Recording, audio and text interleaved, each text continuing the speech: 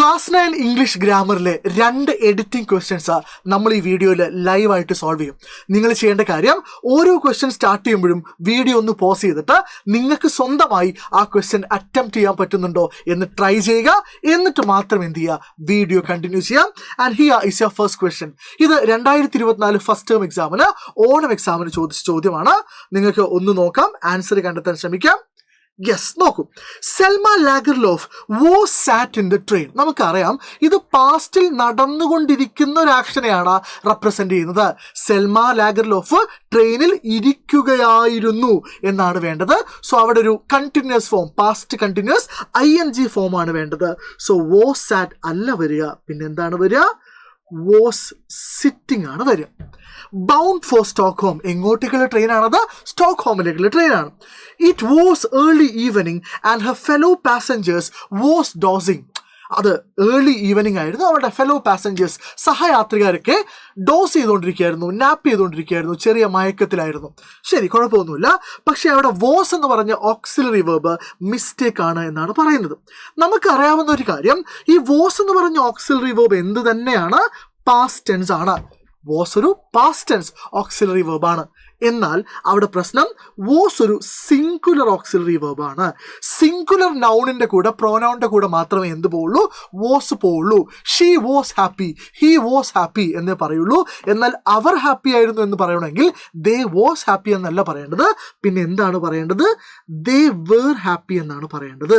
വാസിന്റെ plural എന്താണ്? Where ആണ്.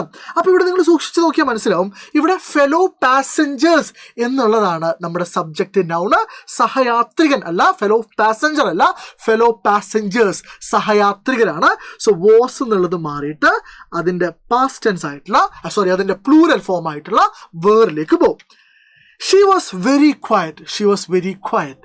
അവിടെ ഒരു സ്പെല്ലിംഗ് മിസ്റ്റേക്ക് ആണ്. നമുക്ക് അങ്ങോട്ടും ഇങ്ങോട്ടും എളുപ്പത്തിൽ മാറിപ്പോകുന്ന ഒരു സ്പെല്ലിംഗ് ആണ്. ആക്ച്വലി ഇങ്ങനൊരു വേർഡ് ഇംഗ്ലീഷിലുണ്ട്, QUITE എന്ന വേർഡ് ഇംഗ്ലീഷിലുണ്ട്. QUITE എന്ന് പറഞ്ഞാൽ എന്താണ്?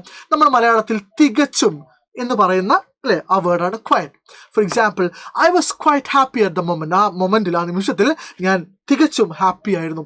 That was quite a brilliant performance. അത് തികച്ചും ഗംഭീരമായ ഒരു പെർഫോമൻസ് ആയിരുന്നു. എന്നാൽ ഇവിടെ വേണ്ടത് എന്താണ്? She was very quiet. ആ സ്പെല്ലിങ് QUIET ആണ്. ഈ അകത്താ വരിക അല്ലെ. ക്വയറ്റ് എന്ന് പറഞ്ഞാൽ ഷീ വാസ് ക്വയറ്റ് എന്ന് വെച്ചാൽ ഷീ വാസ് വെരി സൈലന്റ്, നിശബ്ദമായിരുന്നു എന്നാണ്. Then listening to the rattling of the train. അവള് ആ റാറ്റ്ലിംഗ് സൗണ്ട് കേട്ടോണ്ടിരിക്കുകയായിരുന്നു. ഇനി ഈ നാലാമത്തെ ഡി ക്വസ്റ്റ്യൻ വളരെ ട്രിക്കി ആയിട്ടുള്ളൊരു ചോദ്യമാണ്. She began to think of all the other times she came to Stockholm. നമ്മൾ ഒറ്റ നോട്ടത്തിൽ ഇത് ശരിയാണ്, കാരണം കെയിം എന്ന് പറയുന്നത് കമ്മിന്റെ V2 ആണ്, പാസ്റ്റ് ടെൻസ് ആണ്. എന്നാൽ ഇവിടെ നിങ്ങളോട് ചോദിച്ചിരിക്കുന്നത് സിമ്പിൾ പാസ്റ്റ് അല്ല, പിന്നെ എന്താണ്? നമ്മളോട് ചോദിച്ചിരിക്കുന്നത് പാസ്റ്റ് പെർഫെക്റ്റ് ടെൻസ് ആണ്. എന്താണ്? Past perfect tense. എപ്പോഴും ആലോചിക്കുക, നമ്മൾ 2 പാസ്റ്റ് ടെൻസ് പറയുകയാണ്, അല്ലെങ്കിൽ 2 പാസ്റ്റ് ഇവന്റ് പറയുകയാണെന്ന് വിചാരിച്ചോളൂ.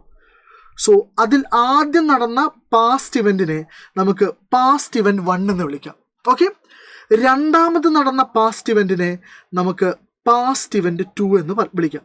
സോ നമുക്കിതിന് രണ്ടിനെയും സിമ്പിൾ പാസ്റ്റിൽ V2 പറഞ്ഞു കഴിഞ്ഞാൽ ആ ഐഡിയ കമ്മ്യൂണിക്കേറ്റ് ചെയ്യപ്പെടുമോ? ഇല്ല. അപ്പൊ നമ്മൾ എന്ത് ചെയ്യും? ഇങ്ങനെ 2 പാസ്റ്റ് ഇൻസിഡൻസ് നടക്കുന്ന സമയത്ത് ആദ്യം നടന്ന പാസ്റ്റ് ഇൻസിഡന്റിനെ നമ്മൾ പാസ്റ്റ് പെർഫെക്റ്റിൽ അല്ലെങ്കിൽ ഹാഡ് പ്ലസ് V3യിലും, രണ്ടാമത് നടന്ന പാസ്റ്റ് ഇൻസിഡന്റിനെ സിമ്പിൾ പാസ്റ്റിലും V2യിലും പറയുന്നു. ഓക്കെ, ഫോർ എക്സാമ്പിൾ, ഞാൻ റെയിൽവേ സ്റ്റേഷനിൽ എത്തിയപ്പോഴേക്കും ട്രെയിൻ പോയിരുന്നു. സോ ഞാൻ റെയിൽവേ സ്റ്റേഷനിൽ എത്തിയത് രണ്ടാമത് നടന്നതാണ്, ട്രെയിൻ പോയതാണ് ആദ്യം നടന്നത്. അതെങ്ങനെ ഇംഗ്ലീഷിൽ പറയാ? The train had gone when I reached the railway station.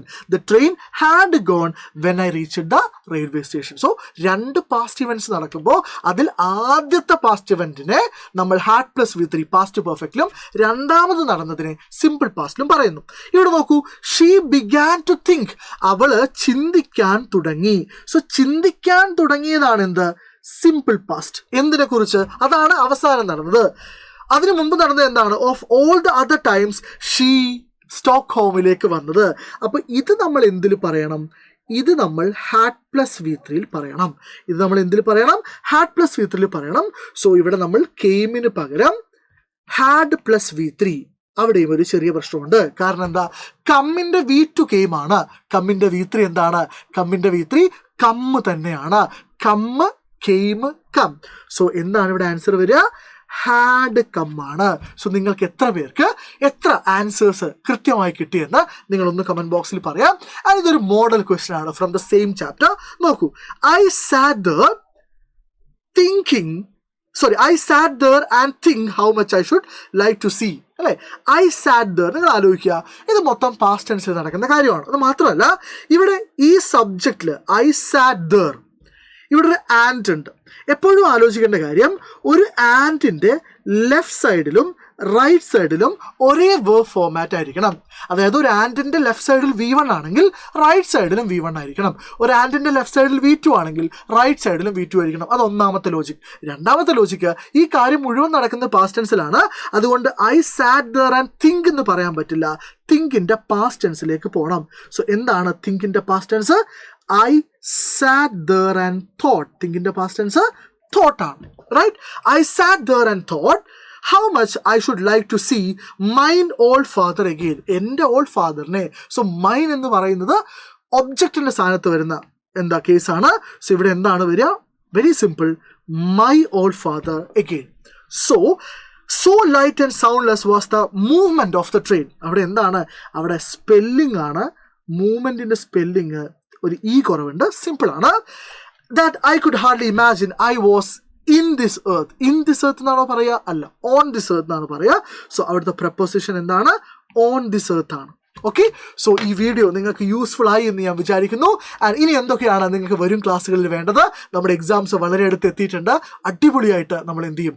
ബാക്കിയുള്ള ഗ്രാമർ ക്വസ്റ്റ്യൻസും ഡിസ്കോഴ്സുകളൊക്കെ പഠിക്കും. സോ ചാനൽ സബ്സ്ക്രൈബ് ചെയ്യാൻ മറന്നു പോകണ്ട. ആൻഡ് നമ്മുടെ ബാച്ചിൽ, നിഞ്ച ബാച്ചിൽ ജോയിൻ ചെയ്യാത്ത ആൾക്കാർക്ക് എത്രയും പെട്ടെന്ന് എന്ത് ചെയ്യാം? താഴെ കൊടുത്തിരിക്കുന്ന നമ്പറിൽ വിളിച്ച് നിഞ്ച ബാച്ചിൽ ജോയിൻ ചെയ്യാം. ബാക്കിയുള്ള കാര്യങ്ങളൊക്കെ നമുക്ക് അടിപൊളിയായിട്ട് പഠിക്കാം. സോ ദിസ് ഇസ് നാസിർ ഫാറുദ്ദീൻ, നിങ്ങളുടെ സ്വന്തം nature sir, signing off from xylem learning. Happy learning everyone.